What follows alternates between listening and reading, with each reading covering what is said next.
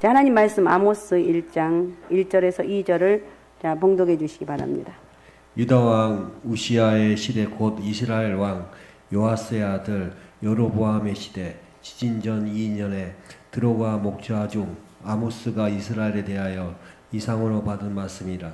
그에 이르러 여호와께서 시온으로부터 부르짖으며 예루살렘으로부터 소리를 내리시니 목자의 초장에 마르고 갈멜살 꼭대기가 마르리로다. 아멘. 아멘. 할렐루야. 자, 우리 하나님 은혜와 축복 여러분 또 여러분 가운데 가득하시기 바랍니다. 자, 나는 하나님의 축복의 통로입니다. 나는 하나님의 축복의 통로입니다. 오늘 제목은 여호와께서 부르짖으시며 그랬어요. 여호와께서 하나님이 부르짖는다는 거예요. 아모스를 시작하는데 이번 주부터 아모스는 정의의 애언자라고 불립니다. 뭐 여러분 잘 안 들어보셨죠? 잘 설교 시간에 아모스에 대해서는 잘 안 하는데 어쨌든 하다 보니까 여기까지 왔습니다. 아모스라는 뜻은 정의는 옳고 바르다라는 의미입니다. 아모스는 하나님이 옳고 바른 뜻을 선포했어요. 오늘의 시대는 무슨 시대냐?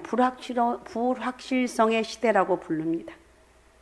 미래가 어떻게 될지 불확실하고 삶에서 무엇이 옳고 그른지 바른 확실한 기준이 없어요. 우리 요즘 나라와 민족을 위해서 기도 많이 하잖아요. 하나님 나라를 붙잡아 주옵소서. 나라가 하나님 은혜 가운데 거하기를 원합니다. 하나님 신실한 믿음의 사람, 이제 대통령 선거가 6월 3일에 있는데 우리는 잘 알 수 없어요. 누가 되면 좋을지 모르는데 하나님 기준에서 볼 때 가장 좋은 사람으로 하나님 뜻을 이루어갈 수 있는 그런 사람이 돼야 되지 않겠느냐는 거예요.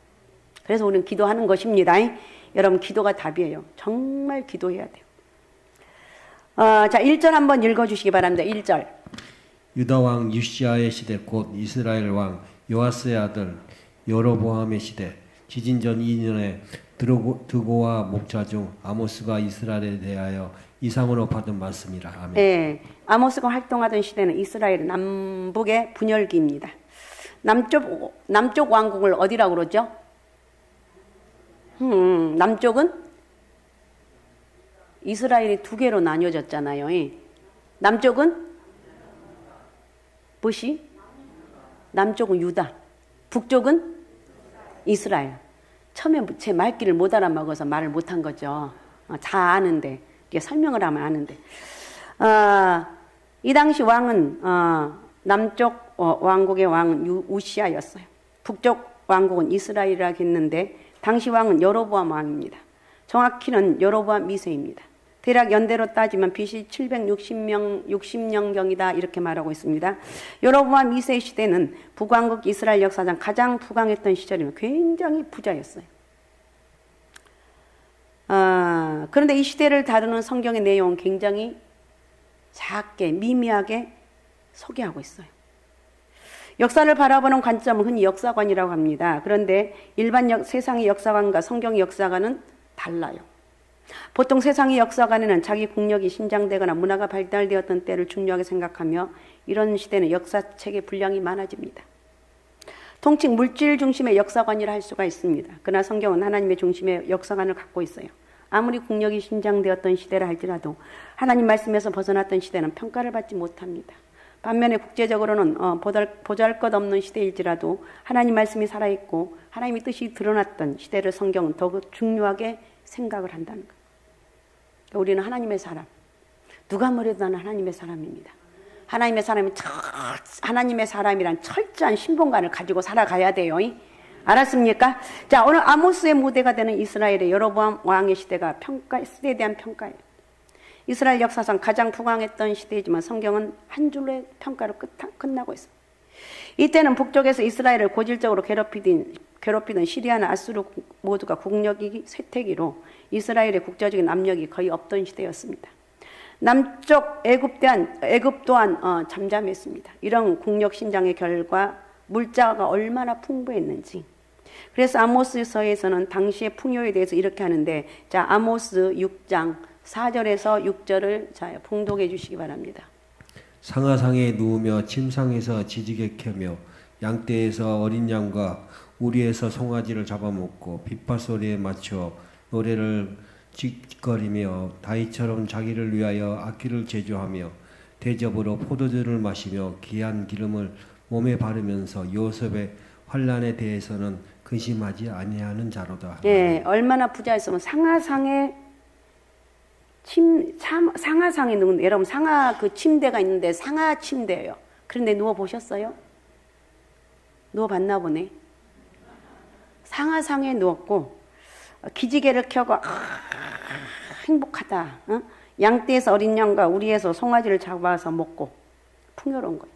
빗바 소리에 맞춰 노래를 지절거리고 다윗처럼 자기를 위해서 악기를 제조했고 포도주를 대접으로 포도주를 마시고 귀한 기름을 몸에 바르면서 요셉의 환난에 대해서는 근심하지 아니했다고 했어요. 그만큼 풍요와 사치가 극심하고 한가로이 노래나 부르던 그런 시대였습니다.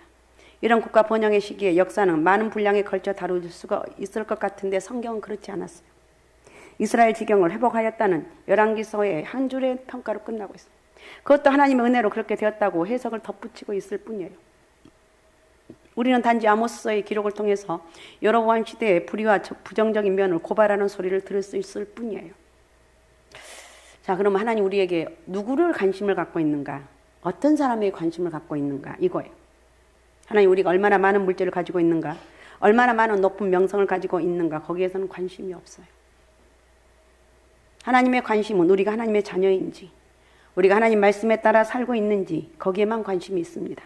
우리 또한 하나님이 선명한 기준을 가지고 있어야 돼요. 우리가 사람을 평가하는 기준은 극히 세속적입니다.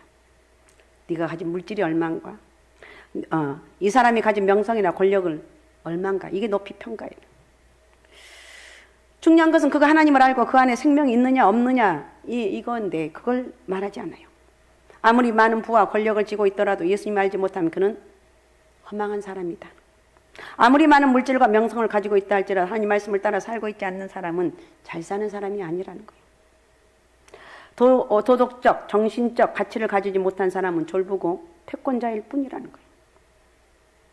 지도자나 진정 존경받는 사람이 될 수 없다는 거예요. 요즘 타락할 대로 타락되었다고 여기저기서 난리하고 신음소리가 들립니다. 제가 간영하지 않도록 제가 늘 얘기하죠. 가나안이 멸망당한 것은 이스라엘에게 망한 것은 그냥 망한 게 아니에요. 제가 관영에서 꽉 차서 도저히 회복될 수 없기 때문에 멸망당한 거예요. 우리는 지금 제가 엄청나게 글은 퍼져 있지만 우리는 이 말씀을 생각하면서 나라도 죄짓지 말고 믿음대로 바르게 살자. 우리 가정이라도 더 나아가서 우리 가정이라도 이렇게 믿음으로 살자. 이런 믿음이 있어야 되지 않겠느냐는 거예요. 하나님의 뜻과 말씀을 따라 사는 사람만이 진정한 잘 사는 사람이다. 나는 잘 사는 사람이다. 돈이 많아서 잘 사는 게 아니라 하나님의 뜻과 말씀대로 사는 사람이기 때문에 잘 사는 사람이다. 할렐루야. 박정희 대통령 그 시대 때 잘 살아 보세, 잘 살아. 그 물질적인 풍요잖아요. 그래 잘 살았어요. 물론 박정희 대통령 외쳐서 잘 산 게 아니라 하나님 은혜. 그때는 믿음들이 굉장히 좋았습니다. 우리 어머니들은 그때는 교회가 추워도 더위도 그런 걸 그러니까 이런 난방이나 이런 것들이 시설이 잘 안 되는데 보따리 싸갖고 그냥 밤새껏 기도하고 저도 그 밤새껏 기도하던 끝자락에 예수를 믿게 되어서 많은 권사님들이 다리 질질 끌고 와서 기도하는 모습을 많이 봤어요.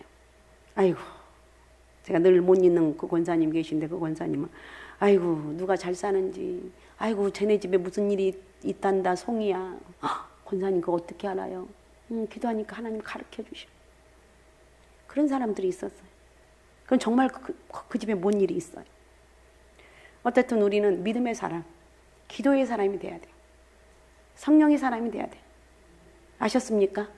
여로보암 시대는 물질은 풍요했을지 모르지만 하나님 보시기엔 결코 잘 사는 시대가 아니었어요. 자기만 알고 남에게 베풀지 못하는 사람이 많은 부를 갖고 있으며 그 사이가 위험해지고 그런 민족이 부를 갖게 되면 안 된다는 거예요. 오늘 드고아의 목자 아모스에 대해서 말하고 있는데 아모스는 이런 시대 하나님으로부터 부름을 받았습니다. 그런데 아모스라는 이름이 재미있는데 짐 또는 짐을 지다는 의미입니다. 아모스는 이스라엘에게 짐같이 거추장스러운 존재였어요. 쟤 또 왔네. 쓸데없는 말하고 도대체 믿음으로 바르게 살지 못한 너희는 망할 것이다. 제발 좀 믿음으로 사. 그런 쓸데없는 우리가 볼 때는 너무 자기들은 행복한데 도대체 저 아모스가 나타나서 하는 말마다 믿음으로 똑바로 살지 않으면 너희는 망할 것이다. 그러니까 도저히 오면은 거추장스러운 거예요. 하여튼 힘든 사람이 이 아모스였어요. 일을 하거나 여행할 때 짐이 많으면 힘이 들죠. 루터는 아모스를 평가하면서 그는 잘 지낼 수 없고 화를 돋우는 진과 같은 사람이었다고 평가하고 있어요. 아모스 7장에서는 불의를 경고하는 아모스의 말을 견디지 못한 베델의 제사장 아마사가 이렇게 말합니다. 아모스가 왕을 모반하나니 그 모든 말을 이 땅이 견딜 수 없나이다. 이 땅이 견딜 수 없다는 것. 아모스는 이스라엘의 진과 같은 존재였어요. 한마디로 불편한 사람. 여러분 불편한 사람 믿죠? 있어요? 없어요? 불편해요. 진짜. 전 보면 불편하다. 계속 나한테 그냥 안 좋은 소리만 하고. 불편한. 하나님의 사람들은 세상의 진과 같은 존재들이에요. 세상을 불편하게 만드는 사람들이 하나님의 사람들이에요. 세상은 미래를 긍정적으로 보며 발전하고 진보할 것이라고 생각하는데 신앙인들은 뭐라고 합니까? 세상의 심판과 멸망을 외치고 있어요. 그게 올 것이다. 세상은 경쟁을 외치는데 신앙인들은 사랑을 외칩니다. 세상은 부와 권력을 가진 자들을 칭찬하지만 신앙인들은 섬김을 강조하고 약자와 가난한 자를 돌볼 것을 촉구하고 있어요. 세상은 결과만 중요시하지만 신앙인들은 과정과 양심을 더 중요하게 생각한다는 거예요. 세상은 쾌락과 사치를 누리는 것을 행복하게 아는데 신앙인들은 절제와 나눔을 더 소중하게 여긴다는 거예요. 하나님의 사람들은 세상을 향하여 아니다라고 외치는 사람들입니다. 그거 너 잘못하고 있어. 너 그렇게 하는 거 아니야. 이렇게 말할 수 있어야 돼요. 여러분이 속해 있는 세상이나 조직에서 여러분들은 불편한 사람이 되어 있다면 감사라는 거예요. 그러면 잘 살고 있는 거예요. 평안하다는 세상에 향하여 그들의 불의를 드러내는 것이 신앙인들이에요. 주님도 분명히 말씀하고 있습니다. 마태복음 10장 34절입니다. 내가 세상에 화평을 주러 온 줄로 생각하지 말라. 화평이 아니요 검을 주러 왔노라. 네. 하나님의 사람들이 거리끼는 사람들이 된 까닭은 우리의 잘못이 아니라 세상의 거짓과 불의의 근거에 있기 때문이에요. 아모스의 고발을 받는 사람들은 그를 짐처럼 여겼지만 거꾸로 아모스에게는 하나님 말씀을 선포해야 된다는 사실이 무거운 짐처럼 부담스럽게 여겨졌습니다. 그는 시대의 짐을 자신의 운명처럼 짊어진 사람입니다. 드고아의 목자로서 아모스는 편하게 지낼 수가 있었습니다. 양도 있겠다, 농사도 짓겠다. 그는 소박하게 자신의 행복을 꿈꾸며 살아갈 수 있는 사람입니다. 그러나 하나님이 그를 불러내셔서 시대의 짐을 지고 가게 만들었어요. 아모스가 하나님이 주신 명령을 따라 사는 것은 쉬운 일이 아니에요. 여러분 쉽겠습니까? 쉬운 일이 아니에요. 아모스는 당시 사회에서 철저하게 비주류에 속한 존재입니다. 첫째, 아모스는 비주류인데 정통신학교를 졸업한 사람이 아닙니다. 1절에 보면 드고아의 목자라고 자신을 소개하고 하는데 7장 14절에는 아모스가 아마사에게 대답하는데 가로되 나는 선지자가 아닌데 선지자의 아들도 아니고 나는 목자고 뽕나무를 배양하는 자라고 말해요. 대부분의 선지자들은 위대한 선지자를 자신의 스승으로 두었거나 아니면 선지학교를 나왔거나 아니면 제사장 출신들이었습니다. 아모스는 그런 선지자 근처에도 가보지 않은 사람이었어요. 그는 한마디로 평신도, 오늘날 말하는 평신도 선교사였어요. 출신도 학벌도 변변치 않은 사람이었습니다. 그렇지만 그는 성경에 기록된 최초의 문서 애언자예요. 그 전에 위대한 선지자 엘리야나 엘리사가 있었지만 그들은 자신의 손으로 성경을 쓴 사람들이 아니에요. 아모스가 처음으로 손으로 직접 글을 썼어요. 그래서 중요한 것은 학벌이나 출신이 아니고 보다 중요한 것은 하나님의 말씀을 받았느냐는 거예요.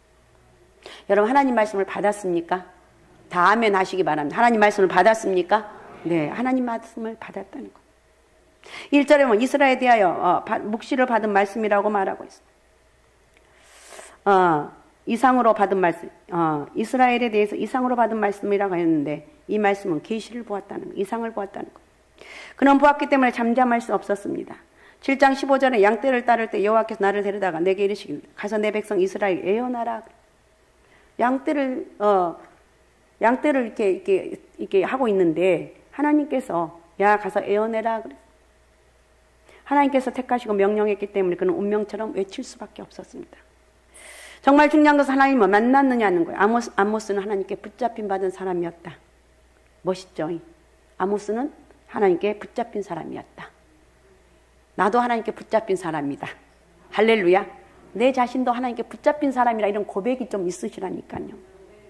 세상에서 위대한 일들을 하는 사람들은 이렇게 역사의 비전을 보고 강한 소명감으로 붙잡힌 사람들입니다. 정식 신학교를 나왔느냐? 여기 중요하죠. 그러나 그런 게 중요한 것이 아니라는 거예요. 하나님의 소명을 받았느냐가 더 중요해요. 하나님은 다양한 방식으로 자신의 뜻을 이루어 가십니다. 하나님의 소명을 받았기에 아모스는 국가라는 경계도 극복을 합니다. 아모스는 원래 남유다 사람입니다. 드고아라는 곳은 예루살렘 남쪽으로 19km 떨어진 곳인데 그런 그가 국경을 넘어서 북왕국 이스라엘 가서 하나님 말씀을 선포합니다. 이런 민족적 한계는 아마스의 논쟁 중에도 잘 나타납니다. 아모스 7장 12절에 보면 아마스가 또 아모스에게 이르시되 선지자야 선견자야 너는 유다 땅으로 도망하여 가서 거기서나 떡을 먹으며 거기서나 애언해라 그랬어요. 자기 나라가 아닌 다른 나라에 가서 말씀을 전하는 건 쉬운 일이 아닙니다. 그러나 그는 그렇게 했어요. 하나님이 그렇게 명령하니까 한 거예요. 그는 하나님 말씀을 들었고 하나님 이상을 보았고 하나님께 붙잡힘 받았습니다. 진리에 사로잡힌 사람들 어느 곳이든지 간에 가서 말씀을 전합니다. 지금도 전 세계적으로 수많은 선교사와 하나님의 사명을 받은 사람들이 자기 조국을 떠나 타국에서 하나님 일을 감당하고 있어요. 우리나라도 미국 다음으로 많은 선교사들이 외국에 나가서 복음을 전하는데 그들이 정말 여러 곳곳마다 복음을 전하는데 정말 수고하고 애쓰고 힘쓰는 사람들이 많이 있다는 거예요. 시에라리온 우리 선교사님도 우리 잘 알죠. 헌금도 하고 또 이렇게 거기는 학교를 지어놓으면요 얼마나 열광하는지 모르는데 우리 처음에 우리나라가 그렇게 세워졌을 때 학교가 세워질 때 그랬잖아요. 지금 거기가 지금 그렇다는 거예요. 어떻든 이렇게 믿음이 참 사명을 받은 사람, 소명이 있는 사람, 자기 조국을 떠나서 다른 곳에서 복음을 전한 사람들이 참 귀한 사람이다. 그렇다고 해서 아모스를 열정만 있는 신비주의자로 보면 안 됩니다. 그는 준비된 사람이었어요. 준비된 사람. 1장 2장에서 보았듯이 주변 국가의 정세에 대해서 정확하게 꿰뚫고 있었습니다. 1장 2장에서 그 능력이 두드러지는데 이스라엘이 제약을 고발하고 하기 위해서 밖으로부터 안으로 소용돌이처럼 몰아쳐주는 방법을 보여주면서 이스라엘을 꼼짝 못하게 합니다. 그런 신학에 공부는 하지 않았지만 능할 뿐만 아니라 그 신학의 교리에 얽매이지 않고 하나님의 본뜻을 헤아릴 정도의 깊이를 보여주고 있어요. 그는 또한 사회를 정확히 보는 눈을 가졌습니다.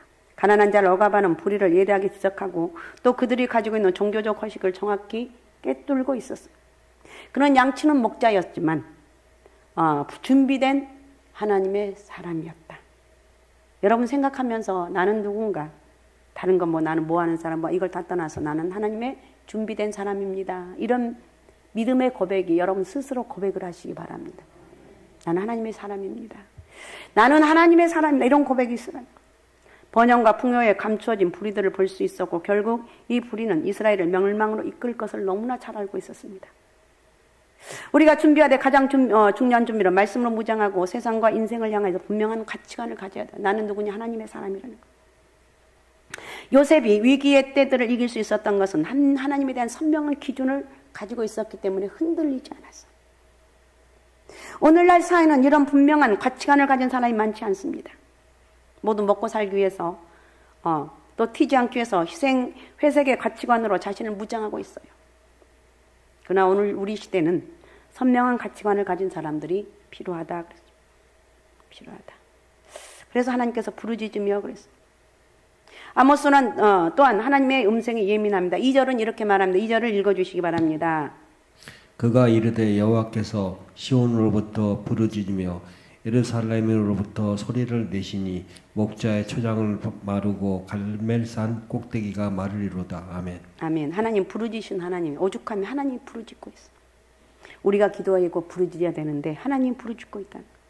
하나님이 그렇게 소리치고 있어.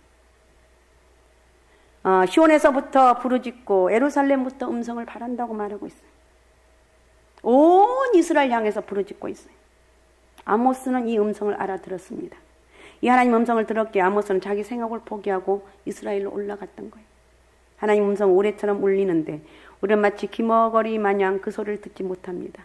하나님은 위험하다. 야, 너 거기로 가면 위험해. 거건 위험한 곳이야. 이렇게 하고 그렇게 살면 안 된다고 해도 속이에 경익듯이 알아듣지를 못하는 거예요.